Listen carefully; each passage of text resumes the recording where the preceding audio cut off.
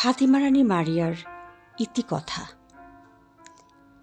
1917 খ্রিস্টাব্দে প্রথম বিশ্বযুদ্ধের সময় পর্তুগালে ফাতিমা নামে একটি ছোট্ট গ্রামে ধন্যাকুমারী মারিয়া 3 জন কিশোর রাখালকে 6 বার অলৌকিক দর্শন দেন। তাদের নাম লুচিয়া, ফ্রান্সিসকো ও জাচিন্তা।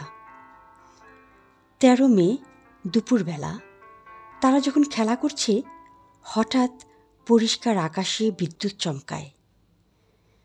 তারা ভীত হয়ে দেখতে পেল এক গাছের উপরে ভাসমান এক মেঘের স্তম্ভের উপর সূর্যের চেয়েও দীপ্তিময় একজন নারী দাঁড়িয়ে আছেন।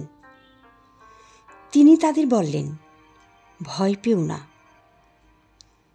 তোমরা পরপর 5 মাস একই তারিখে অর্থাৎ 13 তারিখে এখানে আসবে।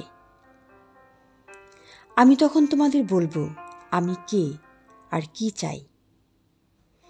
পরে তিনি তাদের জিজ্ঞাসা করলেন, ঈশ্বর তাদের যে কষ্ট দিতে পারেন, তারা কি মানুষের অসংখ্য পাপের প্রতিবিধানের জন্যে তা বরণ করতে প্রস্তুত কিনা।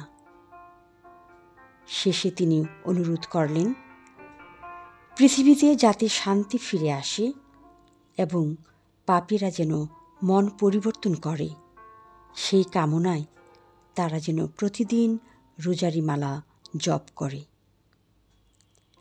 13 অক্টোবর 70,000 লোকের উপস্থিতিতে মা মারিয়া শেষ দেখা দিলেন।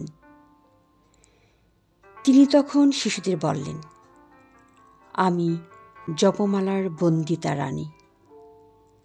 আর আবার অনুরোধ করলেন, পাপী মানুষ যেন তাদের পাপের জন্য ক্ষমা চেয়ে জীবন আচরণ পরিবর্তন করে এবং পৃথিবীতে যেন শান্তি বিরাজ করে, সেজন্যে সকলে যেন প্রতিদিন জপমালা প্রার্থনা করে।